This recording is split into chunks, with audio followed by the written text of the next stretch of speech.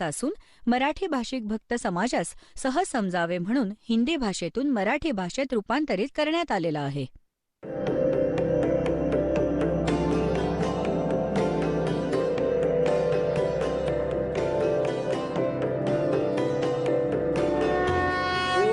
सब ज्ञान डी कबीर ज्ञान सो ज्ञान और जैसे घोड़ा तोब कायम करता चले मैदान. जगद्गुरु तत्वदर्शी संत रामपालजी महाराजांचे अमृत वचन सर्व पवित्र धर्मांच्या व पवित्र शास्त्रांच्या आधारावर. सतगुरुदेव की जय. बंदी छोड़ कबीर परमेश्वर जी की जय. बंदी छोड़ गरीबदास जी महाराज जी की जय. स्वामी रामदेवानंद जी गुरु महाराज जी की जय हो.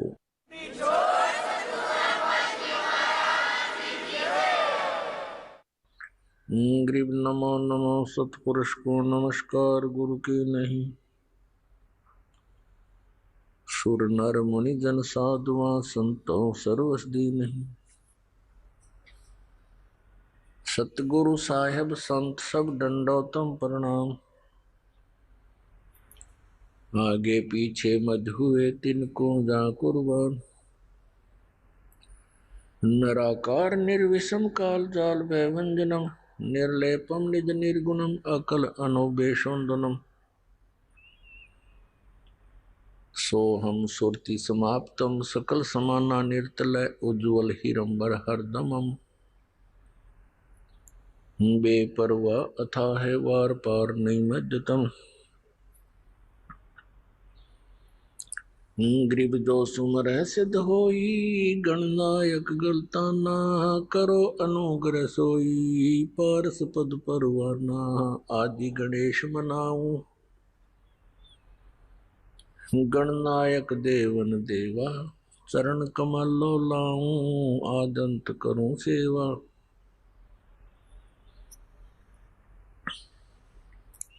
परम शक्ति संगीतम रिद्धि सिद्धि दाता सोई. अवगत गुण अतीतम सत्य पुरुष निर्मोही. जगदम्बा जगदीशम मंगल रूप मुरारी. तन मन अर्पों शीसम भक्ति मुक्ति भंडारी. सुर नर मुनि जन ध्यावे ब्रह्मा विष्णु महेशा. शेष सहस मुख गावे पूजे आदि गणेशा. इंद्र कुबेर सरीखा वरुण धर्म राय धामे. समर्थ जीवन जी का मन इच्छा फल पावे. 33 कोटि अधारा दावे सहस 88. उतरे बहु जल पारा कट है यम की फांसी. 33 कोटि अधारा द्यावे सहस 88. उतरे बहु जल पारा कट है यम की फांसी. कर जोरूं विनती करूं धरूं चरण पर शीश. गुरु जी राम देवानंद जी महाराज ने दियो नाम बख्शीश. कोटि कोटि सिजदा करूं कोटि कोटि प्रणाम. चरण कमल में राखियो मैं बांधी जाम गुलाम. मुकुता हूँ गुरुदेव का रामपाल दास का नाम. गले प्रेम की जेवड़ी झांखे चोभा जाऊं. तो करो तो बावड़ू दूर दूर करो तो जाऊं. ज्यों राखो त्यों ही रहूं जो देवो सोखो.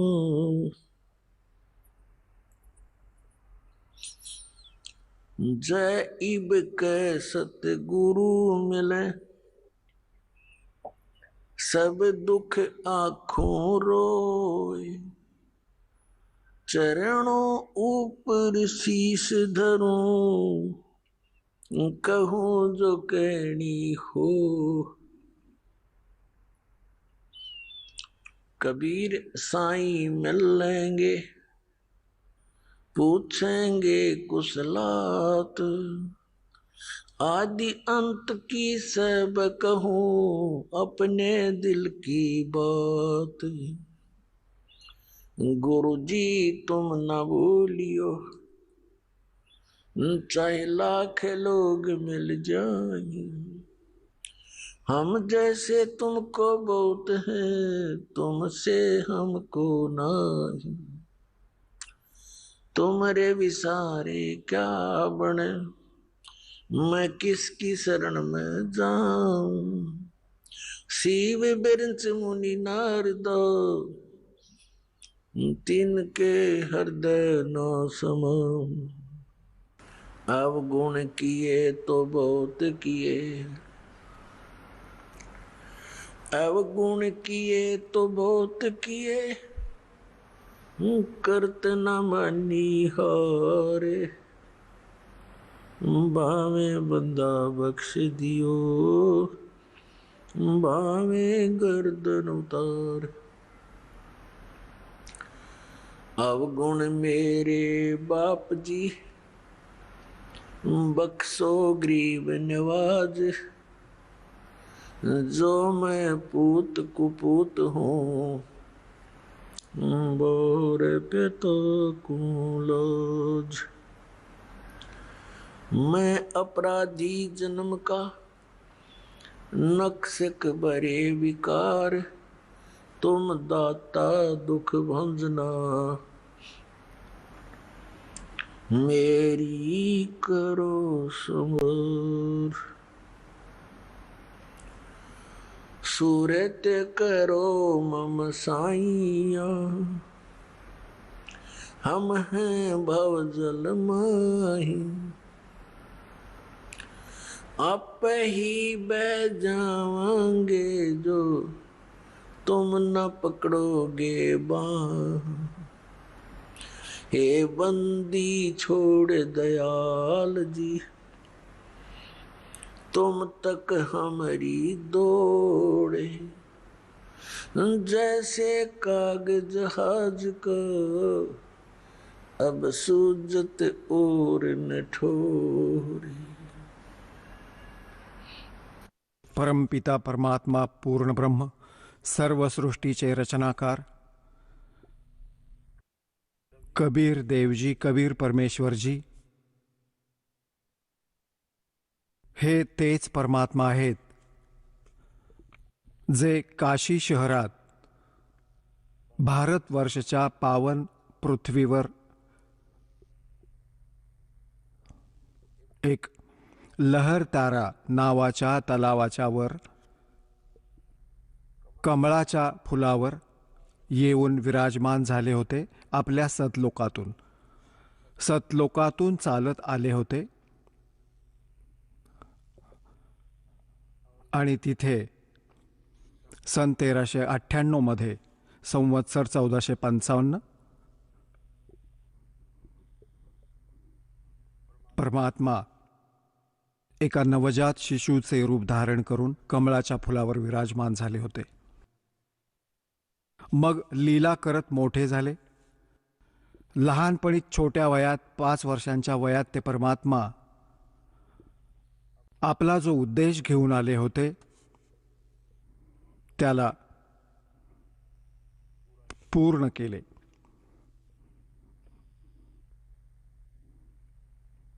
पुण्यात्म्यांनो, सौभाग्य तुमचा मनुष्य जन्म आणि या वेळेत आहे. धन्य आहेत तुमचे माता पिता ज्यांच्याकडून जन्म झाला.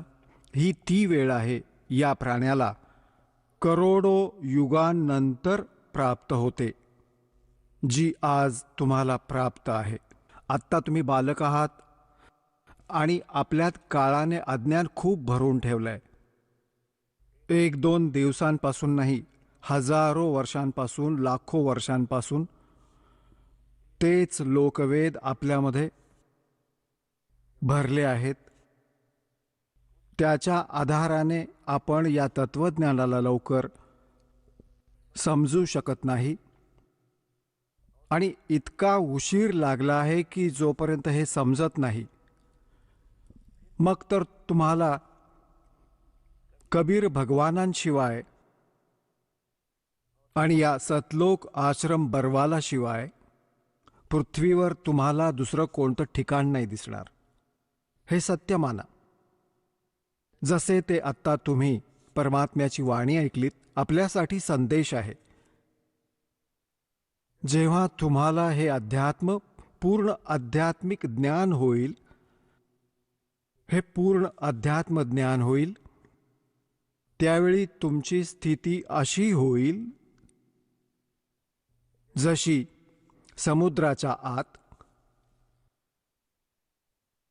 पूर्वीच्या काळी, आत्ता पण असेच होते तसे, तर पूर्वीच्या काळी विशेष करून ही समुद्री जहाजे जी जात होती, यावर कावळे बसून जात असत. ते यासाठी की त्यात यात्री जेवण करत, तर त्यांना पण काही तुकडा मिळायचा, घास मिळायचा. जहाज दिवसात चालू लागले, कावळे त्यावर बसून जात असत.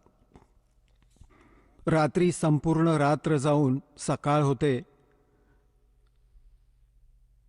तर त्यावेळी जहाजाचे जे चालक होते ते आपल्या दिशेला बघण्यासाठी एक दिशासूचक ठेवत असत आणि काही वेळा ते दिशासूचक यंत्र कोणत्या तरी चुंबकीय दगडाच्यामुळे, चुंबकीय चट्टांमुळे ते आपला मार्ग बदलत असे, दिशा बदलत असे, ते चुकीची दिशा दाखवत असे. आपल्या उपकरणाला तपासण्यासाठी की आपण योग्य दिशेला जात आहोत की नाही आणि आपले उपकरण योग्य काम करत आहे की नाही, त्यासाठी ते कोणते सूत्र वापरत होते. जहाजावर बसलेल्या कावळ्याला दगड मारायचे, त्याला असा दगड मारायचे, त्याला विवश करायचे जहाजावरून उडण्यासाठी. आणि कावळ्यात एक विशेषता दिली आहे परमात्म्याने. तो रात्रीच्या वेळेस पण त्या दिशेला नाही विसरत ज्या दिशेने तो निघाला होता. जर पूर्व दिशेहून निघाला असेल तर तो पूर्व दिशेला विसरणार नाही. रात्री त्यात एक असा गुण दिला आहे दात्याने, तर जेव्हा तो कावळा उडतो, तो आपल्या त्याच दिशेला उडतो, आपल्या त्याच स्थानाकडे जिथून तो निघाला होता. तर यामुळे त्या जहाजाचा चालक आपले उपकरण पण तपासतो, आपली दिशा पण निश्चित करतो की कावळा इकडे गेला आहे तर ही पूर्व दिशा आहे. आता तो कावळा काय काय करत असे, तो थोडासा दूर जायचा, जास्तीत जास्त 100-200 फूट, आणि तो काय बघे की कुठेही त्याला बसायचे ठिकाण नाही, सगळीकडे पाणीच पाणी आहे. वळून तो शेवटी त्याच जहाजावर येऊन बसतो. आता त्याला त्या जहाजाच्या व्यतिरिक्त त्या समुद्रात अजून कोणते ठिकाण दिसत नाही ज्याने तो बुडण्यापासून वाचेल. त्या जहाजाच्या व्यतिरिक्त जर कुठेही बसेल तर तो बुडूनच जाईल. तर याद्वारे परमात्मा आपल्याला आठवण करून देतात की मुलांनो, जेव्हा तुम्ही मला समजाल, त्या काळाच्या स्थितीशी तुम्ही परिचित व्हाल, त्यावेळी तुमची स्थिती अशी होईल की हे बंदी छोड़ दयाल जी, तुम तक हमारी दौड़, और जैसे काग जहाज का अब सूझत और न ठोर. या परमात्मा कबीरजींशिवाय व या खऱ्या नाम व ज्ञानाशिवाय तुम्हाला कोणीही संत महंत जो दिसेल तो बुडवणारा दिसेल, तिथे तुमची आशा बनणारच नाही, तिथे इच्छाच नाही होणार. तर पुण्यात्म्यांनो, परमात्म्याने तुमच्या नशिबावर कृपा करून ठेवली आहे. भलेही तुम्ही परमात्म्याला शरण येण्याआधी इतके दुःखी झालेले आहात, कारण सुख आपलेच देत असतात. आपले पिता, आपली माता, तेच आपल्याला सुख देतात. जेव्हा तुम्हाला हे कळेल की आपले माता पिता कोण आहेत, आत्ता तर आपण या काळाला आपला मालक मानून बसलो होतो की हा आमचा पिता आहे, आणि पिता असे दुःख देतो जे की इथले प्राणी तुम्ही बघत आहात की कोणत्या दवाखान्यात जाऊन पहा, हाहाकार माजलाय. आणि अजून कुठे बघा, कोणत्या घरात बघा, कोणती ना कोणती अशी समस्या काळ निर्माण करून ठेवतो. पूर्ण परिवार चिंतातूर राहतो. कुणाला डोळे नाहीत, कुणाला हात नाहीत, कुणाला कॅन्सर झालाय, कुणी गाढव बनला, कुणी कुत्रा बनला, कुणी डुक्कर बनले. सांगा, इथे हे काय जीवन आहे? परंतु विवश होत आपण. मजबुरी आहे आपली. या मजबुरीत आपण आपल्या इथे वेळ घालवण्याची काही अटकळ लावून आपण जगत आहोत. त्या परमपित्याने येऊन आपल्याला ते ज्ञान दिले ज्या उद्देशाने ते येतात. आता काय सांगतात परमात्मा? मानुष जन्म दुर्लभ है, ये मिले न बारंबार. तरवर से पत्ता टूट गिरे, वो बोर न लगता डार. राम नाम रटते रहो, जब तक घट में प्राण. कब हो तो दीन दयाल के, भनक पड़ेगी कान. जप तप संयम साधना, सब सुमरण के माही. कहे कबीर जाने राम जन, सुमरण सम कछु नाही. परमात्मा आपल्याला आठवण करून देतात की हे मनुष्य जीवन मुलांनो, हे मोठ्या मुश्किलीने मिळते.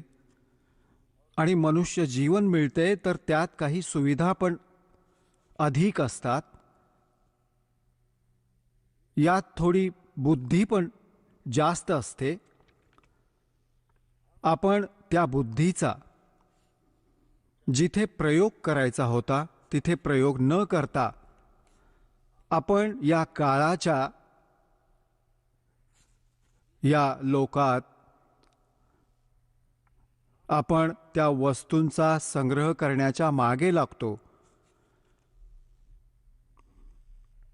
ज्यांना आपल्याला इथे सोडून जायचे असते.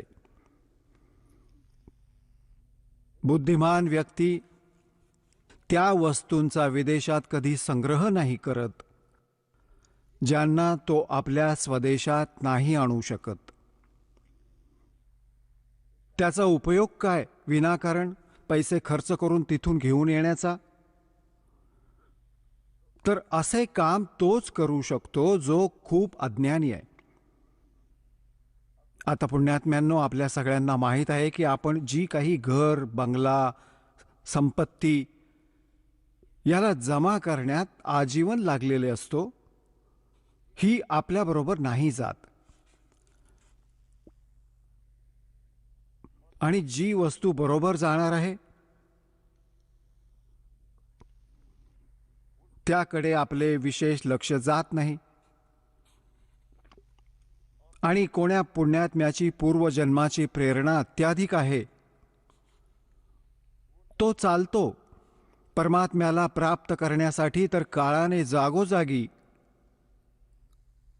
हे काळाचे दूत संत बसवले आहेत. कुणी गुहेत बसला आहे, कुणी गावामध्ये धुनी लावून बसलाय, कोणी कुठे उभा आहे, कोणी कुठे आश्रम बनवून दिशाभूल करत आहे. तर काळाने त्यांचे तसे जीवन हे अशा प्रकारे नष्ट करायचे, तर या सर्व समस्यांचे समाधान करण्यासाठी, आपल्या मुलांना तत्वज्ञान देण्यासाठी ते आपले परमात्मा या काळाच्या लोकात येतात. पुण्यात्म्यांनो, परमेश्वराने येऊन सांगितले आहे की मनुष्य जीवन प्राप्त करके जो नहीं रटे हरि नाम, जैसे कुआ जल बिना फिर बनवाया क्या काम. ज्या विहिरीत पाणी नाही, ती किती पण सुंदर असो, किती त्याचं सुंदर बांधकाम करून ठेवलेलं असो, आणि पाणी नाही आहे तर त्याचं नाव विहीर जरूर आहे, पण गुण विहिरीचे नाही आहेत. ठीक अशाच प्रकारे मनुष्य जीवन, मानव शरीर प्राप्त करून जो प्राणी साधना सत नाही करत, त्याचे नाव मनुष्य अवश्य आहे, पण काम मनुष्याचे नाही, ते गुण माणसाचे नाहीत. एक सत साधना न करून भले इतर भक्ती पण करत असेल पुण्यात्मा, त्याचे पण जीवन व्यर्थ आहे. आणि जो भक्ती नाही करत त्याचे पण व्यर्थ आहे. तर या सर्व समस्यांच्या समाधानाकरिता फक्त परमात्माच स्वतः येतात. ते येऊन आपल्याला ज्ञान देतात. गुरु बिन माला फेरते, गुरु बिन देते दान, गुरु बिन दोनों निष्फल हैं, चाहे पूछो वेद पुराण. गुरु बड़े गोविंद से मन में देख विचार, हरि सुमरे सो वार है, गुरु सुमरे होवे पार. परमेश्वराने येऊन आपल्याला या पूर्ण प्रक्रियेशी परिचित केले आहे की परमात्मा कसे प्राप्त होऊ शकतात, तुम्ही काळाच्या जाळ्यातून कसे सुटू शकता. त्यासाठी सर्वात पहिल्यांदा मालकांनी सांगितले आहे की सर्वात पहिल्यांदा गुरु हवा, आणि गुरु पूर्ण हवा.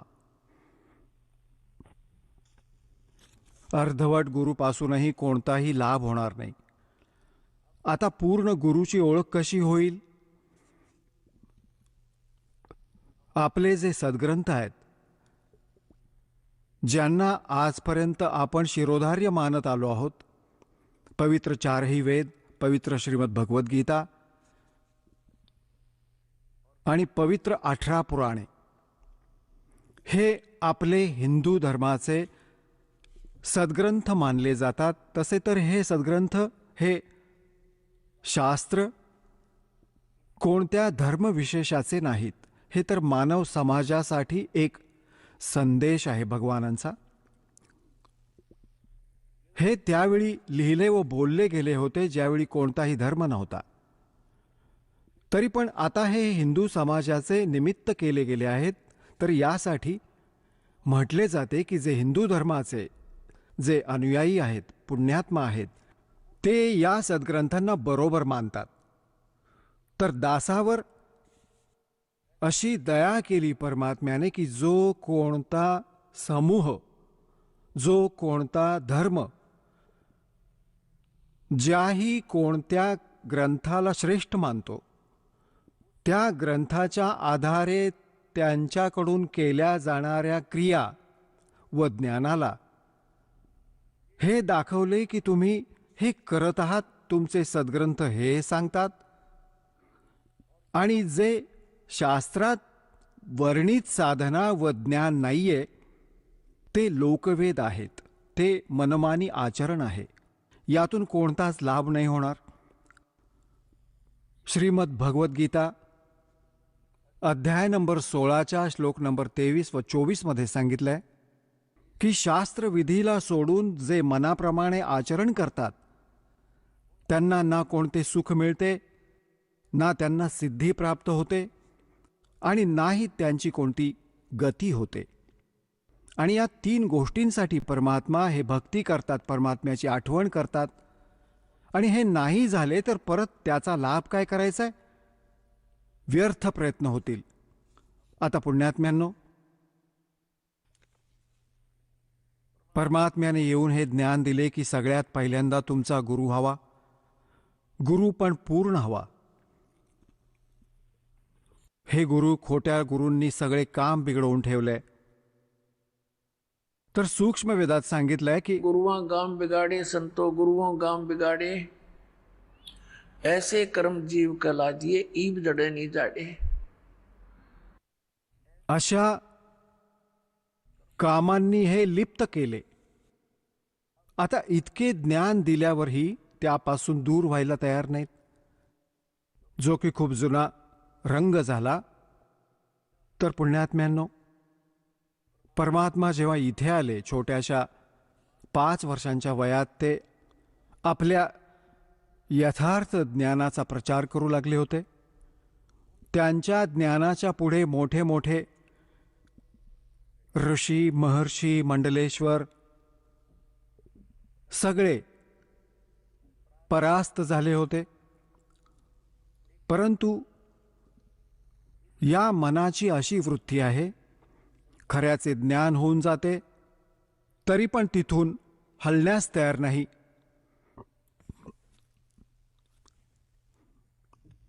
एक वेळेस हा दास नगरात शहरात सत्संग करू लागला होता. भक्तांनी सगळ्यांनी मिळून ही योजना केली होती. सन 2003 मध्ये आमचा एक एपिसोड तयार केला गेला होता, परिभाषा प्रभू की, आणि त्या आस्था चॅनेलवर तो दाखवला गेला होता. तो 6 महिने चालू होता. हे सगळे संत आणि पंथ चिडले. त्यांनी त्या आस्था चॅनेलच्या मालकावर इतका दबाव आणला की या कार्यक्रमाला बंद करा, नाहीतर आमचे सगळे कार्यक्रम परत घेऊ. हे तर कळण्यासारखेच आहे की जिथे हे चालेल त्याचं तिथे कुठले चालू नाही शकणार, कुणी ऐकणारच नाही. तर त्यांनी नाईलाजाने आमचा कार्यक्रम बंद केला. समस्या आली ही परमात्म्याचा संदेश त्याच्या मुलांपर्यंत जायचा होता. या काळाच्या दूतांनी त्याला आडकाठी घातली. मग नगरात योजना बनवली. नगरात जाऊन प्रचार करावा, पुस्तके वाटावीत आणि सीडी बनवून द्यावीत. हा कार्यक्रम चालू केला तर त्यात पण विरोध निर्माण केला. नगरात परत भांडणं करायला यायला लागले. तर तेव्हा हा दास हे ज्ञान सांगत होता. एक बहीण आली एका नगरात, एका शहरात, आणि त्या शहरात स्थानिक जे चॅनेल्स असतात, स्थानिक जसे केबल पद्धती असते, त्यावर आम्ही 15-20 दिवस आधी ती सीडी चालवत होतो त्याला देऊन, कारण की शहरातील लोक याने परिचित व्हावेत की आम्ही त्यांना काय सांगू इच्छित आहोत. तर त्या बहिणीने सांगितले की मी टीव्ही बघत होते, लवकर चॅनेल बदलत होते, संतांचे सत्संग ऐकायची खूप हौस होती. कोणाचाही सत्संग ऐकत असे, 5-4 मिनिटांनंतर विचार करीत असे की दुसऱ्याचे वचन ऐकते, याचा आनंद नाही वाटला. तर असे करत करत तुमचा हा कार्यक्रम मी पाहिला.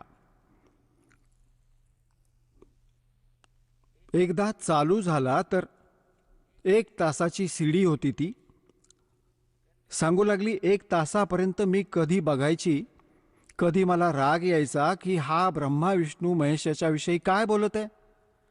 आणि जेव्हा प्रमाण दाखवायचे, कारण मी त्यांना वाचत होते, मला आठवत पण होते आणि माझ्याजवळ ते ठेवले पण होते, असे करत करत ते सगळे काही 15-20 दिवस एकसंधपणे कार्यक्रम पाहिला तिने.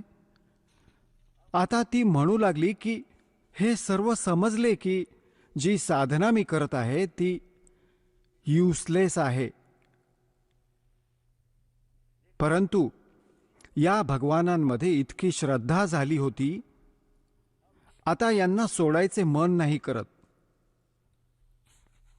सांगा, असे रंगलो आम्ही या रंगात. हे कळले की या भक्तीने कोणता फायदा नाही आणि आजीवन केली याकरता त्यात असे रंगून गेलो, तर आज या दासाच्या समोर इतकी समस्या आली आहे. परंतु परमात्म्याने दया केली, आपल्या मुलांना शिक्षित करून ठेवले. परमात्म्याचे कोणतेही काम त्रुटीयुक्त नाही असत. परमेश्वराने 600 वर्षांपूर्वी आपला प्रिय आत्मा धर्मदासजी यांना सांगितले होते, कारण धर्मदास खूप दुःखी झाला होता.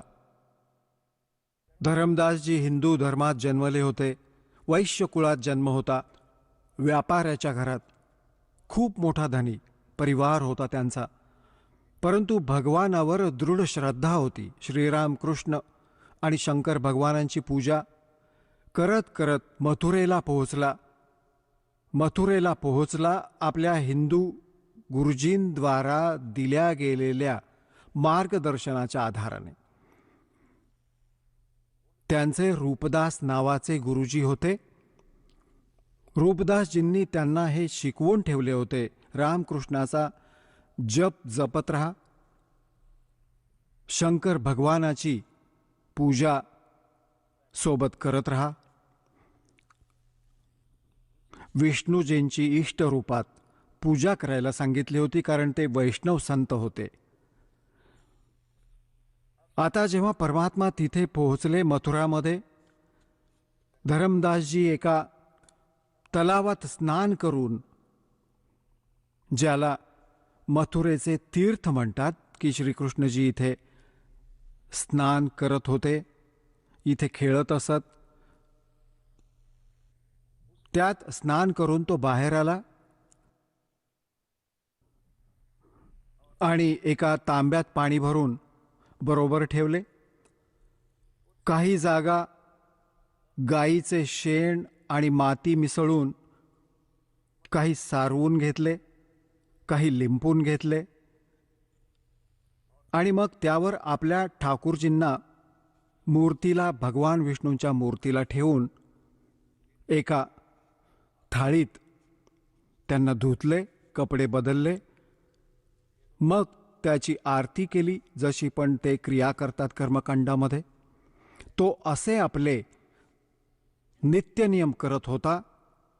परमात्मा म्हणतात, गोता मारू स्वर्ग में जा बैठूं पाताले, कह कबीर ढूंढता फिरूं अपने हीरे मोती लाल. जसे की वेदात प्रमाण आहे की तो परमात्मा वरती तिसऱ्या मुक्तिधाम म्हणजे सतलोकात राहतो, रितधामात. रित म्हणजे सत, धाम म्हणजे लोक, आणि तिथून गती करून येतो चालत, खूप तीव्र गतीने, आणि चांगल्या आत्म्यांना भेटतो, त्यांना ज्ञान समजावतो, यथार्थ ज्ञान देतो. जे दृढ भक्त असतात त्यांना पूर्ण ज्ञान सांगतो. आपल्या त्या गुणांच्या आधाराने तो परमात्मा तिथे आला, एका जिंदा महात्म्याचे रूप घेऊन. धर्मदासजींच्या जवळ थोड्याशा अंतरावर बसले. जिंदा महात्मा मुसलमानांमध्ये असतात. त्यांची वेशभूषा जी जिंदावाली असते, अधिकतर ते जिंदा महात्मा मुसलमानात असतात. परंतु जनसाधारण त्यांना साधू संत एकसारखेच मानतात, काही अंतर नाही मानत. तरी पण ज्यांना ज्ञान आहे ते समजून जातात की हे साधू कोणत्या धर्माशी संबंध ठेवतात. जसे तुम्ही जैनांना बघाल तर काही निर्वस्त्र फिरत असतील किंवा तोंडावर पट्टी बांधून ठेवलेली असेल, आणि अनवाणी फिरत असतील, कपडा ठेवतात शरीरावर, तर त्यावरून लक्षात येते की कोणत्या धर्माशी संबंधित आहे हा साधक. आता धर्मदासजींपासून जवळजवळ 50 फुटाच्या अंतरावर परमात्मा विराजमान झाले. धर्मदासजी क्रिया करत होता आणि त्यानंतर दररोज तो जो गीताजीचा पाठ करत असे, एका अध्यायाचा दररोज, त्याने काय पाहिले धर्मदासजींनी की एक मुसलमान संत आणि तुझ्या या साधनेला अत्यंत लक्षपूर्वक पाहत आहे. तर त्याने विचार केला, हे स्वाभाविक असतं प्रत्येक भक्त आत्म्याचे की निसंशय तो कोणत्याही धर्माशी संबंधित असू दे, जो भक्त असेल, धार्मिक असेल, त्यात द्वेष नाही असत. द्वेष व आपल्यातही ही भांडणाची व्यवस्था हे नकली गुरुच करवत असतात. तर प्रत्येकाची ही मनपूर्वक इच्छा असते की माझेवाले ज्ञान बरोबर आहे आणि याला आपलेवाले ज्ञान सांगू, याचे पण कल्याण होईल. उद्देश हाच असतो, एक दुसऱ्याला सांगायचे की तुमचा भक्तिमार्ग ठीक नाहीये. आणि कोण शत्रू भावाने थोडेच सांगतो. तर धर्मदासजींनी हा विचार केला की बाबा, हा मुसलमान फकीर आणि याला आपल्या हिंदू धर्माची भक्ती विधी खूप आवडत आहे, खूप पसंत करत आहे. तर त्याने या दृष्टिकोनातून श्रीमद भगवद्गीता अध्याय नंबर 7चा पाठ करू लागला उंच उंच स्वरात. आणि जसा पण अनुवाद त्याला प्राप्त होता, अनुवाद पण सोबत करत होता. जेव्हा त्याने आपले सगळे क्रियाकर्म केले तर परमात्मा जवळ येऊन बसले. आणि जेव्हा पाहिले की हा जो धर्मदास आहे ते तर अंतर्यामी होते, जाणत होते याची काय इच्छा आहे व काय कोणत्या कारणाने हे असे उंच उंच स्वरात गीताजीचा पाठ करत आहे, ते त्यांना माहीत पडले होते की हे काही दुसरे सांगू इच्छित आहेत. तसे तर साधू तर वैष्णव संत असतात, ते मुसलमान फकीरांना दूर ठेवतात. पहिले अशी स्थिती होती. तर त्या दृष्टिकोनाने पाहिले तर परमात्मा दूर बसले, जेणेकरून हा दचकू नये की हा मुसलमान कुठून आला माझ्याजवळ. मग हे पाहिले की हे काही सांगू इच्छित आहेत, तेव्हा जवळ आले, त्यांच्या थोडेसे दूर बसले आणि या हावभावाने बसले की काही जाणू इच्छित आहेत. परंतु ते आले होते काही जाणून देण्यासाठी. मग धर्मदासजींनी विचार केला, हा तर खूप लक्ष देऊन ऐकत आहे. त्यांनी 8वा अध्याय परत सुरू केला, तो पण ऐकवला. आता जेव्हा त्याने आपल्या सर्व क्रिया केल्या तेव्हा परमात्म्याने म्हटले की महात्माजी,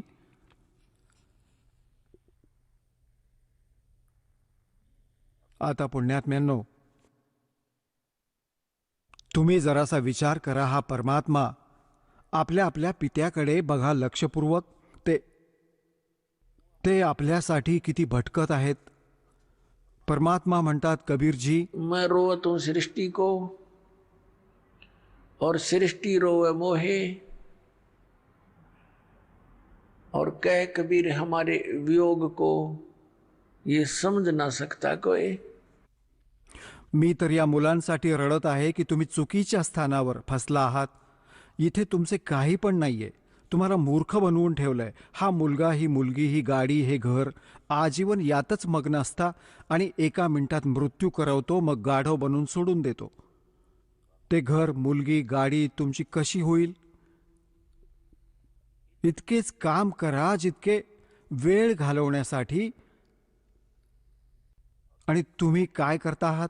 साधना चुकीची करवून घेत आहे तुमच्याकडून, मग पशु पक्षी बनवतो. आणि आपल्याला काळाने असे चुकीचे मार्गदर्शन केले, आपल्यापर्यंत पोहोचणे पण परमात्म्याला कठीण होत आहे. तसे भगवानासाठी कठीण शब्दप्रयोग करणे स्वभावतः दासाला रुचत नाही. तरी बघत आहे की त्या परमात्म्याने किती संघर्ष करत आपल्यापर्यंत पोहोचलेत. आपल्याच मुलांना आपल्याविषयी सांगण्यासाठी ते धर्मदासजींना तर म्हणतात, हे महात्माजी, आणि स्वतः बनतात जिज्ञासू दास आणि म्हणतात, हे वैष्णव महात्मा, तुमचे ज्ञान मला खूप चांगले वाटले. तुम्ही तर कमाल केलीत. अशी वाणी बोलली आहे की माझ्या आत्म्याला ओढून घेतले. हे महात्माजी, काही असे विधी अजून सांगा ज्याने माझे कल्याण होईल. आता धरमदासजी मोठे प्रसन्न झाले की जसा मी विचार केला तसेच झाले. हे जिज्ञासू व मुसलमान महात्मा असूनही आणि आमच्या हिंदू धर्माच्या क्रियांना, साधनेला, भक्तीला याने पसंत केले. तर धरमदासजी परत सांगू लागले की सर्वात पहिल्यांदा गुरु बनवला पाहिजे. आणि तर परमात्मा म्हणाले, ठीक आहे, तर मी तुम्हाला गुरु बनवतो. मला दीक्षा द्या आणि ज्ञान सांगा.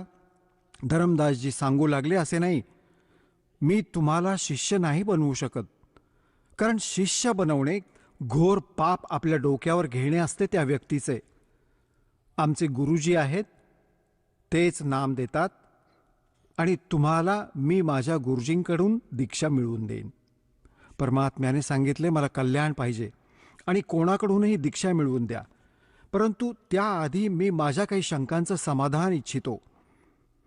जेव्हा माझ्या शंकांचे समाधान होईल तेव्हा मी तुमच्याबरोबर तुमच्या गुरुजींकडे चलून आणि दीक्षित होईन. तर धरमदासजी म्हणाले की बोला, काय शंका आहे? मी पहिले तर तुम्ही तुमची पूर्ण क्रिया सांगा, कोणकोणत्या क्रिया मला करायला लागतील.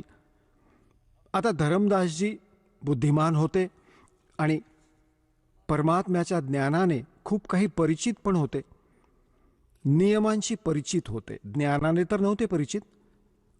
तर त्याने सांगितले की बघा, मी आपल्याला क्रिया नाही सांगू शकत, मी सांगतो की मी कोणकोणत्या क्रिया करत आहे.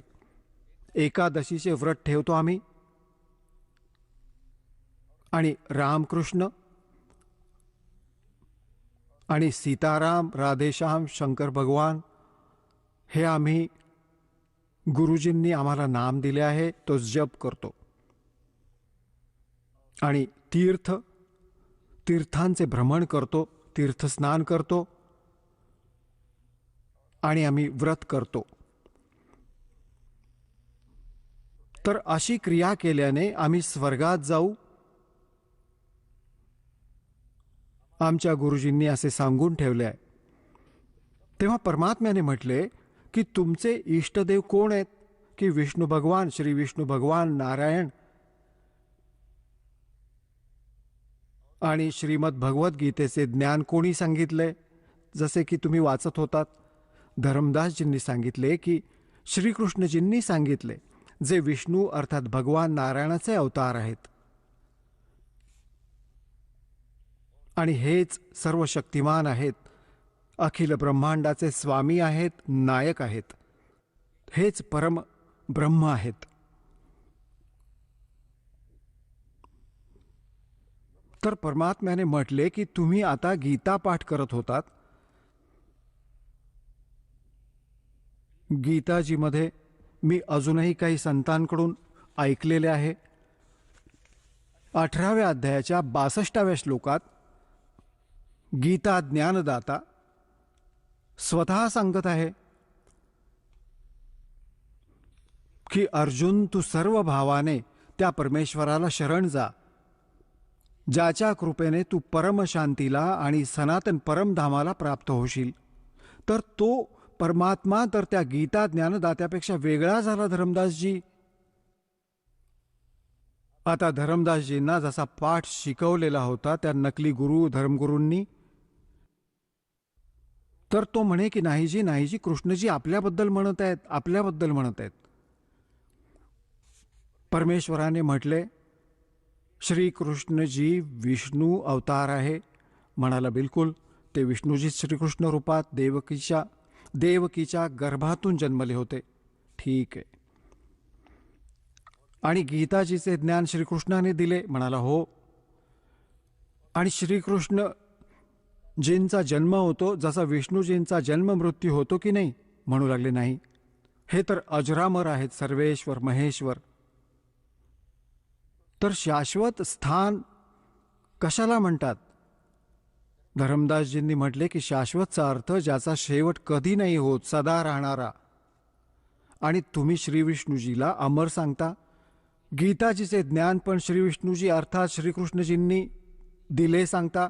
बिलकुल सत्य आहे, धर्मदासजी म्हणाले. तेव्हा परमात्म्याने म्हटले गीताध्याय नंबर 4च्या श्लोक नंबर 5 व 9 मध्ये, गीता अध्याय नंबर 2च्या श्लोक 12 मध्ये, गीता अध्याय नंबर 10च्या श्लोक नंबर 2 मध्ये, तुमचा गीता ज्ञानदाता सांगतो, अर्जुन तुझे व माझे खूप जन्म झाले, तू नाही जाणत, मी जाणतो.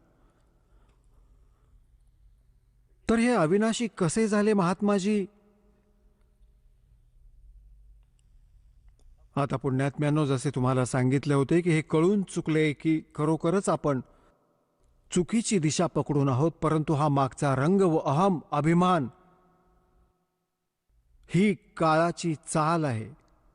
हे लवकर बरे नाही होत, परंतु परमात्म्याकडे असा हातोडा आहे, याने त्यांना ठीक करेल, मग याने कधीच गडबड नाही होणार. या प्रकारे परमात्म्याने अशा पद्धतीने त्याला प्रश्न केला, तो सुन्न झाला. तर परमात्म्याने म्हटले की तुम्ही तर अजरामर म्हणत आहात, यांचा तर जन्ममृत्यू होतो. आता आपण 7व्या अध्यायाच्या 29व्या श्लोकात वाचले की जी व्यक्ती जरा व मरणातून सुटका होण्यासाठी प्रयत्न करते ती त्या तत्ब्रह्मशी आणि सर्व अध्यात्माशी, सर्व कर्मांशी पूर्ण परिचित होते. अर्जुनाने विचारले 8व्या अध्यायाच्या पहिल्या मंत्रात, तो किम तद्ब्रह्म, की ते तद्ब्रह्म म्हणजे त्या परमात्म्याला जाणण्याने प्राणी केवळ इथून जन्म आणि मृत्यूच्या रोगातून सुटण्याचाच प्रयत्न करतो. ते किम तद्ब्रह्म, ते तद्ब्रह्म कोण आहे? मग गीता ज्ञानदाता 8व्या अध्यायाच्या 3ऱ्या श्लोकात सांगतो, तो परम अक्षर ब्रह्म आहे. तर हा गीता ज्ञानदात्यापेक्षा तर अन्य झाला. आता धर्मदासजी तर बिलकुल जसा साप हुंगून गेला ना, अशा स्थितीत आले, खूप सुन्न झाले.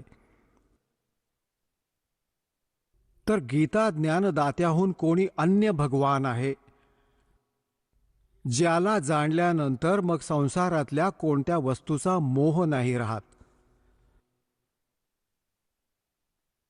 मग परमात्म्याने सांगितले की तुम्ही आता 8वा अध्याय वाचला. 8व्या अध्यायाच्या 5 व 7व्या श्लोकात गीता ज्ञानदाता अर्जुनाला म्हणत आहे की तू माझी भक्ती कर, मला प्राप्त होशील. गीताजीच्या अध्याय नंबर 8च्या श्लोक नंबर 8, 9, 10 मध्ये लगेच म्हटले आहे की त्या परमअक्षर ब्रह्मची भक्ती करशील तर त्याला प्राप्त होशील. श्रीमद भगवद्गीता अध्याय नंबर 8च्या श्लोक नंबर 13 मध्ये गीता ज्ञानदाता सांगतो आहे, माझे तर एक ओम अक्षर आहे. ओम इति एकाक्षरम ब्रह्म व्याहरण माम अनुस्मरण या प्रयाती त्यजन देहम स याती परमाम गतीम. मज ब्रह्मचा केवळ एक ओम मंत्र आहे, नथिंग एल्स, त्याच्या व्यतिरिक्त कोणताही नाही. आणि जो शेवटच्या श्वासापर्यंत याचे स्मरण करत शरीर त्याग करतो तो परमगतीला प्राप्त होतो. ओम पासून मिळणारी जी परमगती आहे त्याला प्राप्त होतो. परमात्म्याने म्हटले ओम पासून मिळणारी परमगती कोणती आहे? ब्रह्मलोक. गीता अध्याय नंबर 8च्या श्लोक नंबर 16 मध्ये सांगितले की ब्रह्मलोकपर्यंत सगळे पुनरावर्तीमध्ये आहेत. तिथे गेलेले प्राणी पण जन्म मृत्यूमध्ये येतात.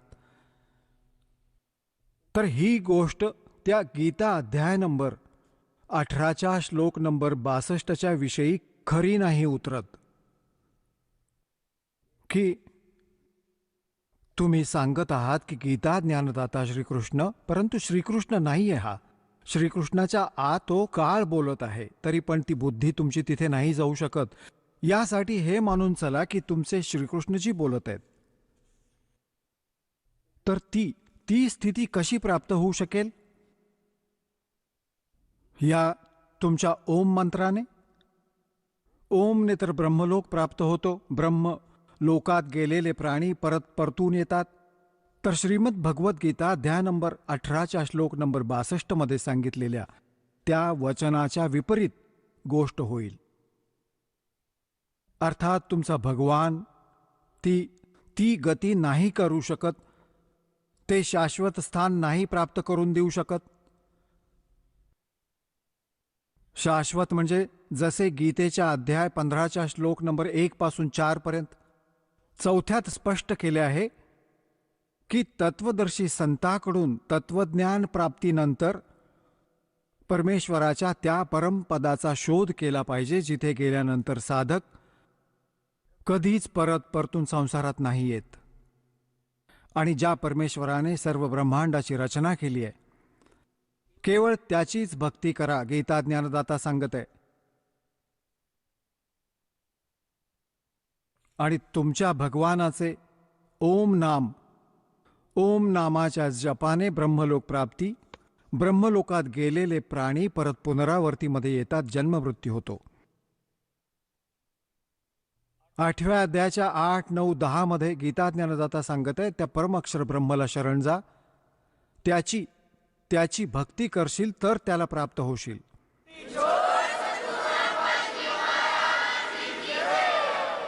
चला आता आपण त्या श्रद्धाळूंचे अनुभव जाणून घेऊयात ज्यांनी जगद्गुरू तत्वदर्शी संत रामपालजी महाराजांकडून दीक्षा प्राप्त केलेली आहे, तसेच त्यांच्याद्वारा सांगितलेल्या भक्ती मार्गावर चालत आहेत. नमस्कार सतसाहेब. आपलं नाव? गणपती ईश्वर कांबळे. आपण कुठून आलात? मुक्काम दरे, तालुका वाळवा, जिल्हा सांगली. आपला व्यवसाय काय आहे? शेती. संत रामपालजी महाराजांची गुरुदीक्षा आपण कधी घेतली? 29 मे 2019ला. संत रामपालजी महाराजांची गुरुदीक्षा घेण्या अगोदर आपण व आपला परिवार कोणती भक्ती साधना करत होतात? जे वाडवडील करत होते लहानपणापासून, प्रत्येक शनिवारी मारुतीची पूजा करायचो. रुईच्या पानाची माळ करून तेल व्हायचो. तसेच ग्रामदैवत कासिमपीर म्हणून गावात एक दैवत होतं. प्रत्येक गुरुवारी आम्ही नारळ, उदबत्ती, साखर घेऊन जायचो. तसेच माझे कुलदैवत कोल्हापूरचे ज्योतिबा, तसेच नाईकबा, प्रत्येक वर्षी आम्ही ज्योतिबाला यात्रेला निमित्त जायचो. चोकाळणी, पाकाळणी जे पद्धतीने भक्ती करायचो सहपरिवाराने. जसं तुम्ही सांगत आहात की महाराष्ट्रामध्ये जे भक्तिविधी असते त्याच भक्ती साधनेत आपण लीन होतात. जसे की आपण पारंपरिक आपले जे कुलदैवत आहेत त्यांची साधना करत होतात, देवीदेवतांची पूजा करत होतात. तर संत रामपालजी महाराज यांचा जो मार्ग आहे हा आपल्याला कसा कळाला आणि आपण त्यांच्या शरणात कसे आलात? 2014 साली अशी न्यूज पाहत असताना गुरुजींचे सत्संग मी पाहिले. त्याच्यानंतर याच्या अगोदर कुठलं प्रवचन वगैरे मी पाहायचो नाही आहे. नंतर माझ्या मिसेसची बदली रायगडहून सातारला झाली. त्यावेळी टी व्ही चालू केल्यानंतर गुरुजींचं सत्संग पाहिल्यानंतर मला एक वेगळं ज्ञान मला त्याच्यामध्ये मिळालं. आणि त्या ज्ञानाच्या आधारे मी पुस्तक मागवलं, ज्ञानगंगा. संत रामपालजी महाराजांचे ज्ञानगंगा हे पुस्तक ज्यावेळी मला मिळालं, ते पुस्तक वाचल्यानंतर जे ज्ञान मला आत्तापर्यंत मिळालं नव्हतं ते ज्ञान मला मिळालं. आणि माझी एक उत्कंठा निर्माण झाली की मला आत्तापर्यंत गुरु जन्माला येऊन गुरु करावा लागतो हे सुद्धा मला माहिती नव्हतं. आणि त्याच्यामध्ये जी माहिती मिळाली त्यानंतर मी माझ्या कुटुंबामध्ये ते पुस्तक वाचायला मी सगळ्यांना सांगितलं. त्यात माझ्या मिसेसनं एक 15 दिवस ते पुस्तक कुणाचं आहे काय असं सांगितलं. तर ते म्हटलं असं असं संत रामपाल महाराजांचं आहे. शेवटी कोण हे संत रामपाल महाराज? तर म्हटलं पुस्तक वाचल्यानंतर तुला सर्व काही समजेल. ज्यावेळी त्यांनी पुस्तक वाचलं त्या पुस्तकातलं ज्ञान पाहून त्यांनी लगेच मला सांगितलं की जे प्रथम मंत्र कुठे घेतात ते बघा. त्याच्यानंतर 1 महिना मी इकडे तिकडे मी शोधत होतो, परंतु मला काहीच माहिती नव्हतं. मग शेवटी मिसेस म्हटलं की जिथून पुस्तक तुम्ही मागवले तिकडे तुम्ही फोन करा. शेवटी आम्ही बरवालाला फोन केला आणि तिकडून मग त्यांनी पुण्याचा आणि कोल्हापूरचा नंबर दिला. नंतर मला जवळ कोल्हापूर वाटल्यानंतर आम्ही कोल्हापूरला गेलो आणि कोल्हापूरला प्रथम मंत्र घेतला. सर, जसं तुम्ही सांगत आहात की संत रामपालजी महाराजांचे सत्संग आपण बघत होतात, त्याचप्रमाणे आपल्याला ज्ञानगंगा हे पुस्तकसुद्धा संत रामपालजी महाराजांच्या दयाने मिळालं होतं. ते पुस्तकसुद्धा आपण अध्ययन केलं आणि त्यातनं आपल्याला जाणवलं की संत रामपालजी महाराजांची दीक्षा घ्यायला हवी. तर आपण कोल्हापूरला जाऊन संत रामपालजी महाराजांच्या नामदान सेंटरवर जाऊन तिथे आपण संत रामपालजी महाराजांकडनं गुरुपदेश घेतला. तर त्या नामदीक्षेमुळे आणि त्या सद्मंत्रामुळे आपल्याला व आपल्या परिवाराला काय काय लाभ प्राप्त झालेत?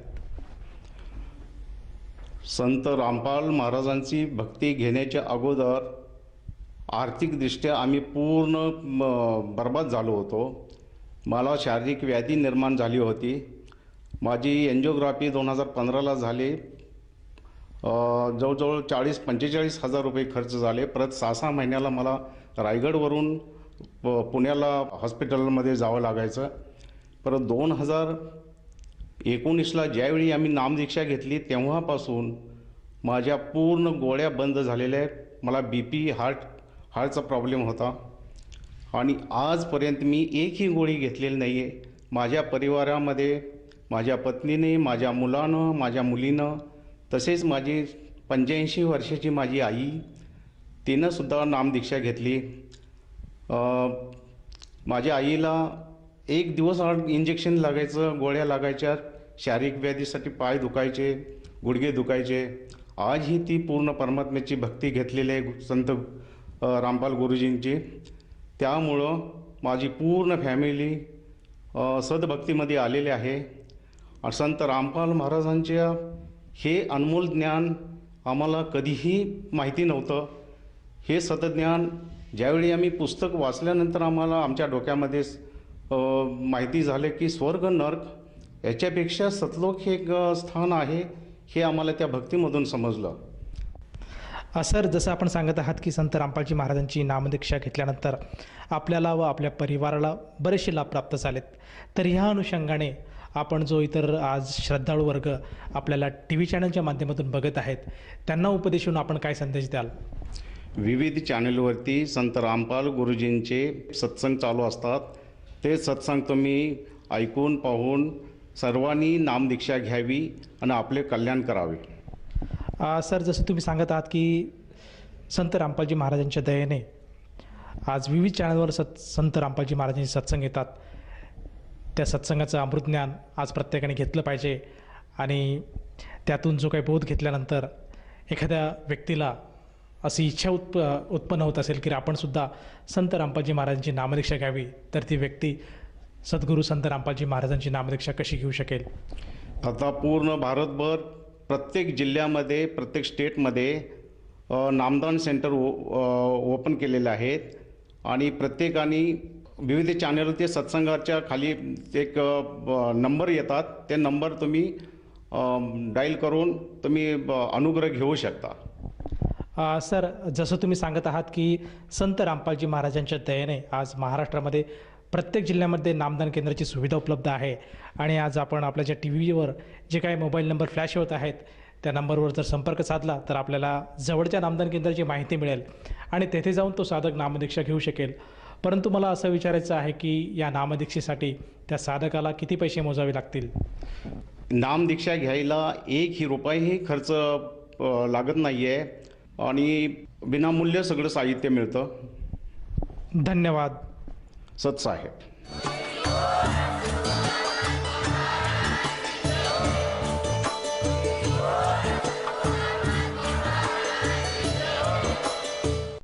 आपण ऐकत होता जगद्गुरु तत्वदर्शी संत रामपालजी महाराजांचे मंगल प्रवचन. निःशुल्क नामदीक्षा प्राप्त करण्यासाठी आणि अधिक माहितीसाठी संपर्क करा 7030303951 7030303952. आमची वेबसाईट आहे www.jagadgururampalji.org. सर्व पवित्र धर्मांच्या व पवित्र शास्त्रांवर आधारित प्रमाणित अनमोल पुस्तक ज्ञानगंगा किंवा जगण्याचा मार्ग यापैकी कोणतेही एक पुस्तक निःशुल्क मागवण्यासाठी आम्हाला आपले पूर्ण नाव, पूर्ण पत्ता, पिनकोड सहित आणि फोन नंबर लिहून 7030303951 7030303952 नंबरवर SMS करू शकता किंवा आम्हाला 7030303950